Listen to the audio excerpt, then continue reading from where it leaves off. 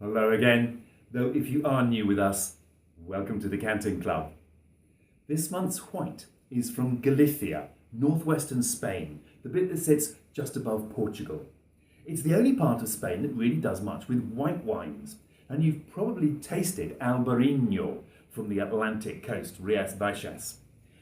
But Albariño has a rival for the title of Galicia and Spain's best white grape, the Godello.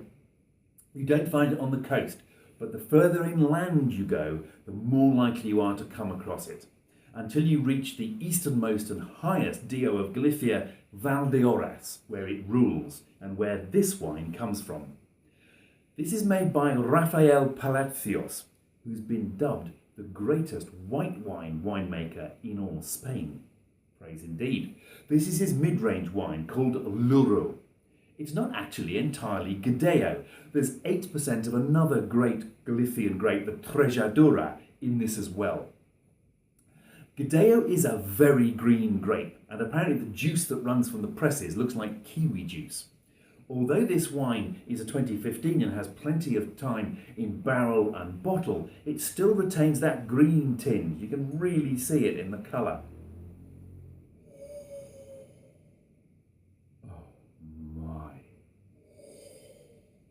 Oh, that nose is heavenly.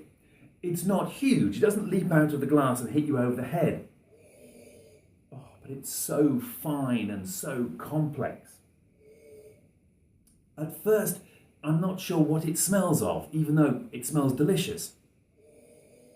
But then after a few sniffs, I can find almost anything in this. And I guess that's really what complexity means. But it does mean I'm about to sound a bit like Gilly Goulden. Because I get honeysuckle in this, and I get fresh herbs, hops unusually, and mint, and ripe red apples shading into quince, and lemon peel, and some really fascinating minerally scents, gunflint and book paper. And I don't just get honeysuckle, I get actual honey. This has some of the honey penetrating scent that you get on a botrytized sweet wine, except that this smells dry. And you can also tell just that this has been oak aged. There's hints of hazelnut and a little bit of smoke. Absolutely beautiful.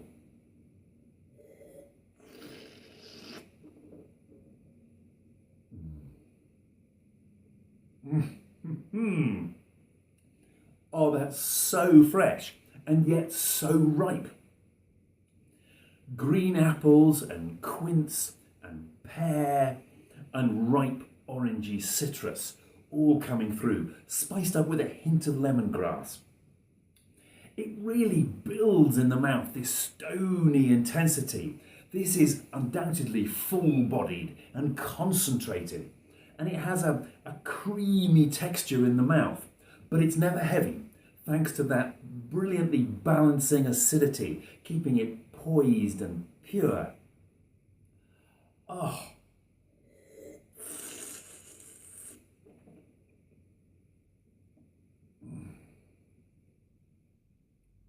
Oh gosh. And yellow plums come through as well on the finish, which is long and elegant and spicy with ginger and lemongrass. And it's got the acidity really lifts the finish. You can feel it in the corners of your mouth. It makes it last, and then eventually it fades away gradually with little hints of herbs and nuttiness too. Oh, what a wonderful wine. I love the way it combines the freshness and the ripeness, and the way the layers of complexity unfold as I taste it. It's very Burgundian, like a white Burgundy. That citrusy, slightly oak nose reminds me of a Premier Cru Chassagne. But then, that apple and honey thing, along with the spicy acidity of the finish, is much more like a great dry Chenin Blanc from the Loire, a Vouvray or a Savennière. This was my favourite white wine discovery of last year. we tasted it. It was the star of this really exciting Viñeteros tasting of new wave Spanish wines back in February 2017. Rafael Palacios, the winemaker, was there in person and poured me my tasting glass of Louro. At the time, I didn't realise what a big deal he was. Otherwise, I would have tasted his top wines. He had 2 vintages of Sortes there. But I was a bit late. It was a big tasting, so I was confining myself strictly to wines in the Decanting Club price bracket. The upside, I suppose, is that I can now claim, hand on heart, that this is the finest Spanish white I've ever tasted. I'm sure the Sortes would have been too young anyway, I keep telling myself. This actually was clearly going to improve, which is partly why we've waited so long before featuring it. The downside of that is that we now have the last 2015s there are, and when they run out, we'll have to buy 2016. But that's had even better reviews than the 2015, although I haven't tasted it yet myself. As they say in Galicia, saúde.